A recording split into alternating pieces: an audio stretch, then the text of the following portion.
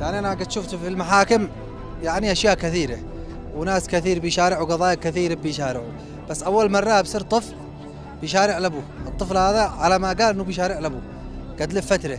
ها قول لي ما معك؟ أبي محبوس حبس على القاضي وبالحين بيمكنوها ملعبة علي، يصير لا عند هذا لا عند هذا لا عند هذا ما يرضيش ما يقولش حقيقي.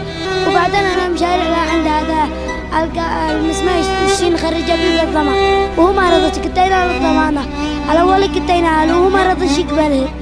الحين قال قتينا ضمان قتينا له الضمانة ثانية. الشين خرج المساجد ما رضيش معصوب مع المساجد وست كام حبس بي وهو صاحب الحق أبي وكلها هكذا ضد أبي. كم عمرك أول؟ عمري 10.